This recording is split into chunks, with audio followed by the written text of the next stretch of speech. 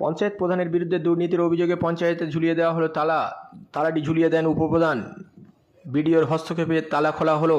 দক্ষিণ চব্বিশ পরগনা মগরাহাট 1 নম্বর ব্লকের রঙ্গিলাবাদ পঞ্চায়েতের ঘটনা। দক্ষিণ চব্বিশ পরগনার নির্দলের প্রধানের বিরুদ্ধে একাধিক দুর্নীতির অভিযোগ বারে বারে উঠে আসছিল। তৃণমূলের উপপ্রধান ও কয়েকজন সদস্য মিলে কয়েকদিন আগে এই পঞ্চায়েত অফিসে তালা ঝুলিয়ে দেয়। পরে বিডিওর হস্তক্ষেপে সেই তালা খোলা হয়। এই ঘটনায় দক্ষিণ চব্বিশ পরগনা জেলার মগরাহাট পশ্চিম বিধানসভায় 1 নম্বর ব্লক রঙ্গিলাবাদ গ্রাম পঞ্চায়েতে ঘটেছে। ঘটনার প্রধানের বিরুদ্ধে দুর্নীতির অভিযোগ তুলে উপপ্রধান ও নেতৃত্বে পঞ্চায়েত অফিসের মূল দরজায় তালা দেওয়া হয়। কারণ পঞ্চায়েত সদস্যদের অভিযোগ, রঙ্গিলাবাদ পঞ্চায়েতের প্রধান মানসী রায়ের বিরুদ্ধে দুর্নীতির অভিযোগ রয়েছে। তারা সাধারণ মানুষের সুবিধার্থে বুধবার এই দিন বিডিও সাহেবের নেতৃত্বে তালা খোলা হয়। ডাকে প্রধান অর্থের মিটিং ডেকে উনি অ্যাবসেন্ট হয়েছে। আরও বিভিন্ন মিটিং ডাকা হয়, উনি প্রত্যেক ডেটে অ্যাবসেন্ট করে। সেক্রেটারি ম্যাডামের বারণ করে দিয়েছে, আসবে না।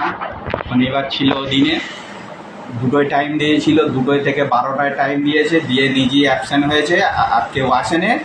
ওর ধরুন আমরা তালা মেরে রেখে দিয়েছিলাম। আরও বিভিন্ন দুর্নীতি করেছে। ওনার সই অন্য লোক বসে, কৃষ্ণা বলে ছেলেটা, সেই সই করে। উনি বিভিন্ন দিন 2টোর পরে আসে, অ্যাবসেন্ট থাকে বিভিন্ন দিন। কোনো কাজের পরিবার চাইলে আমাদের দিদি উন্নয়নের জন্য টাকা পয়সা দিচ্ছে। আমি দলের উপপ্রধান, আমাকে জানানো হয় না কোনো কাজ। জানতে চাইলেও বলে না। এর আগে বহুবার ওই টেন্ডার ওপেন করেছে, উনি অ্যাবসেন্ট ছিল। এই কারণে আমরা তালা মেরে রেখে দিয়েছিলাম। আজকের বিডিও স্যার এসে তালাটা খুলেছে। আরও বিভিন্ন কাজ দুর্নীতি করে টাকা তুলে নিয়েছে, সে ডকুমেন্টও আমাদের কাছে আছে।